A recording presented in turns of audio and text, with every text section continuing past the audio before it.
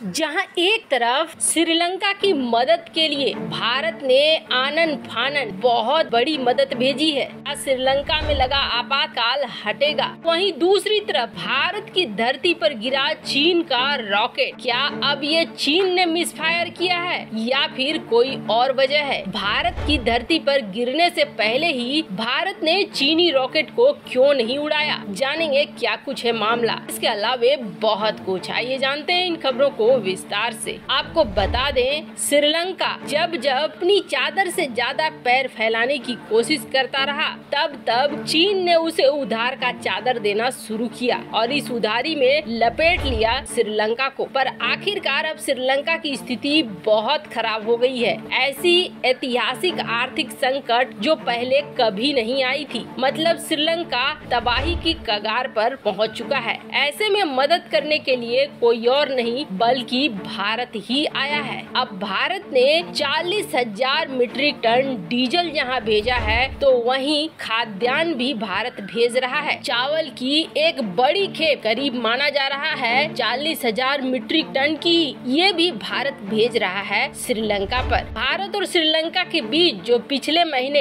$1 अरब के ऋण समझौते साइन किए गए थे, उसके बाद ये सबसे बड़ी सहायता है जो भारत दे रहा है श्रीलंका को। अब इस भारतीय मदद से श्रीलंकन सरकार चावल के दाम कम कर सकेगी, जो पिछले 2 साल में दोगुने हो गए हैं। तो वहीं तेल को लेकर भी कुछ कमी आएगी और हालात सुधरेंगे। वैसे आपको बता दें, इस वक्त श्रीलंका के हालात बहुत बुरे हैं। राष्ट्रपति के घर के सामने हिंसक प्रदर्शन हो रहा है, साथ ही साथ आपातकाल भी लगाया गया है और इंटरनेट की सेवाओं को भी बंद कर दिया गया है। तो आम लोग हैं वो इसी तरीके से सरकार के खिलाफ विरोध प्रदर्शन पर उतर आए हैं। सरकारी बसों को, पुलिस की गाड़ियों को आग के हवाले में किया जा रहा है। खैर, जहां श्रीलंका की ये स्थिति है, तो वहीं कल क्या जानबूझकर दुनिया के साथ ऐसा करता है या फिर ये एक गलती से होता है? हाल ही में चीन के ऊपर कई बार अमेरिका की बौखलाहट सामने आई। एक चीनी रॉकेट इस तरीके से अमेरिकी स्पेस स्टेशन से टकराने को उतारू था कि वहां पर वैज्ञानिकों को जल्दी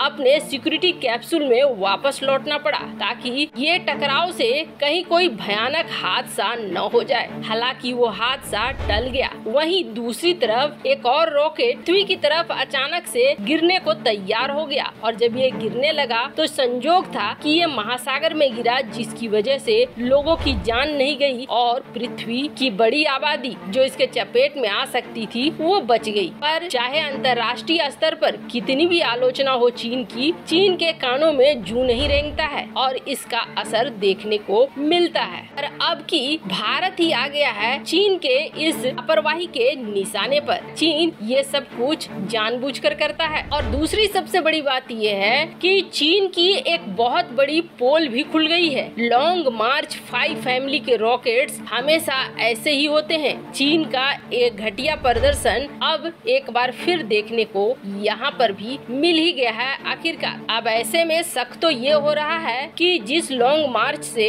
ये हाइपरसोनिक व्हीकल को दागने की बात कर रहे हैं, क्या वो खबर भी प्रोपेगेंडा है या उसमें कुछ सच्चाई भी है? का दिन भारत के लिए भी बड़ा अजीब रहा और ये अजीब इसलिए रहा क्योंकि भारत में गिरा चीन का रॉकेट। अब ये क्यों गिरा और क्यों भारत इसे रोक नहीं पाया या भारत ने नहीं रोका? कल रात से ही एक वीडियो सर्कुलेट हो रही है सोशल मीडिया में, जिसमें दिखाया जा रहा है रॉकेट के हिस्सों को। इन हिस्सों को अगर आप ध्यान से देखेंगे तो ये जलते हुए छोटे छोटे टुकड़ों की तरह है जो एक ट्रेल बनाकर गिरे। वैसे इसकी घोषणा बहुत पहले कर दी गई थी। इसकी घोषणा की थी हार्वर्ड सेंटर के मुख्य के द्वारा, मैकडोवेल, जिन्होंने ये कहा था कि चीन का रॉकेट जिसका सीरियल नंबर Y77 है, जिसे आज से लगभग 1 साल पहले फरवरी 2021 में लॉन्च किया गया था, ये अब जल्द ही अगले कुछ घंटों में पृथ्वी पर गिरने वाला है। वैसे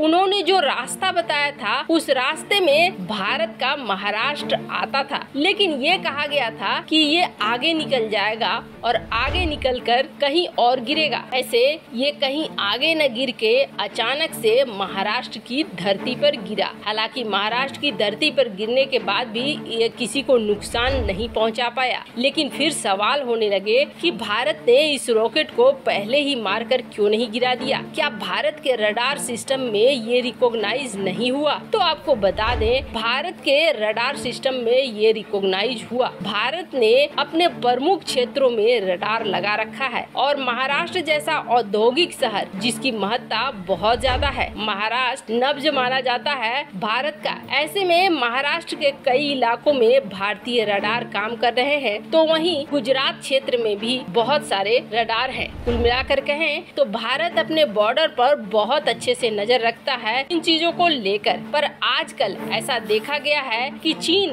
अंतरिक्ष कार्यक्रम में बहुत ज्यादा लापरवाही बरतता है। कई बार चीनी रॉकेट के डेब्रिस इसी तरीके से वायुमंडल में तैरते हुए देखे जा रहे हैं। इस बार भारत के अंदर ये गिरे। भारत इसे शूट डाउन कर सकता था, इसे मारकर गिरा सकता था, लेकिन भारत ने इसे मारकर नहीं गिराया। इसके पीछे एक बड़ा कारण है और वो कारण ये है कि जब भी कोई बैलिस्टिक मिसाइल आती है या कोई और तरह की मिसाइल आती है और उसे मारकर गिराना होता है, तो यही टारगेट होता है कि उसे वायुमंडल के बाहर ही इस तरीके से मारो कि उसके टुकड़े टुकड़े हो जाएं और ज्यादातर टुकड़े जलने लगे। जिससे क्या होगा, जब तक हमारी धरती तक पहुंचेंगे तब तक वो राख में बदल जाएंगे या ऐसे छोटे कणों में बदल जाएंगे जिसका बहुत ज्यादा असर न पड़े। अगर ये किसी चीज से भारतीय धरती पर टकराते भी हैं तो भी अगर आप इन फुटेज को ध्यान से देखोगे तो इन फुटेज में ये साफ दिख रहा है कि ये जो एक मिसाइल के टकराने के बाद हालात में पहुंचते,